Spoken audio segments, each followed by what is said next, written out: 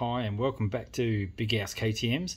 As you know, I've been testing the Fobsports M1-S and it's a pretty good unit. I used it for like 1,000 k's up in the Flinders Ranges and you get 500, 600, 700 feet range, but obviously as soon as you get anyone in the way it drops out. So I do know someone else has been messing around with this as well, and here he is.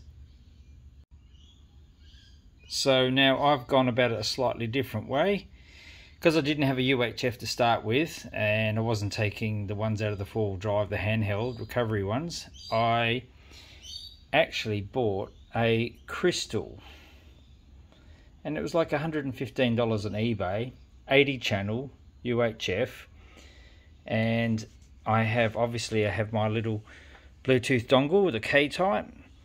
This plugs straight in to the crystal, because we actually found them in a shop and we tried them to make sure they fitted straight in. They did.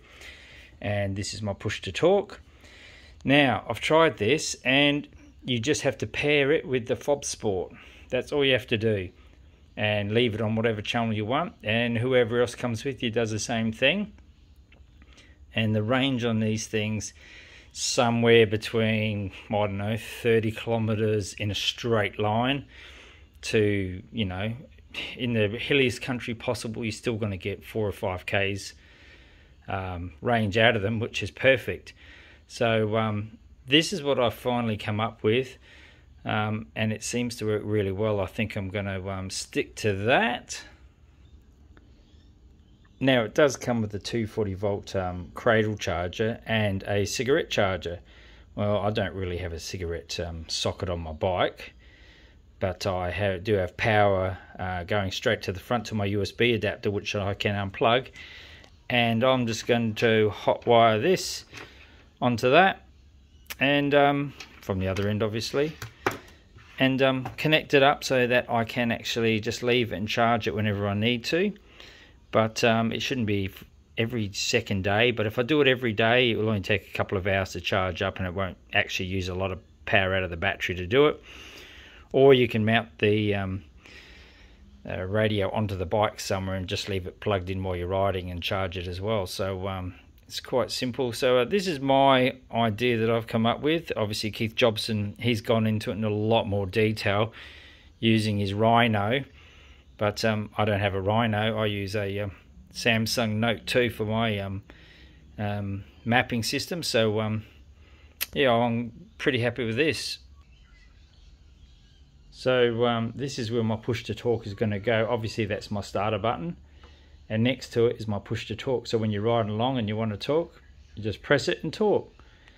So I found that to be a really easy way to mount this, and it works really well. So you can always get your thumb on that and just say something. So that works really well.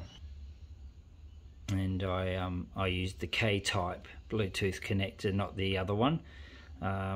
Quite a few radios have this connection, but the pins are actually like a millimeter further apart and you can't actually make them go in.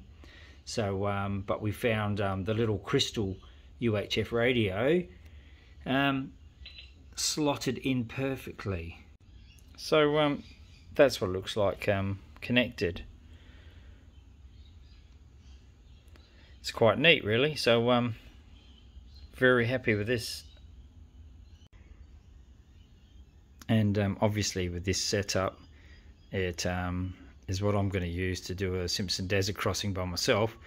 So at least you can hear the four drives coming on channel 10, and you'll know where people are. So and I opted for a 5 watt. You can get some cheaper which are like 1 watt or whatever, but obviously 5 watts goes a lot further than a 1 watt. So anyway people, this is what I've come up with and I'm really happy with it, and it's really cheap to do. You don't have to spend huge dollars on cardo and all those sorts of ones, which only go out to about 1 kilometre anyway realistically. So this will go a long way, and it's more universal I think. So anyway, I'm just putting it out there so people can get a general idea on other things they can do for communications. Alright, thanks for watching.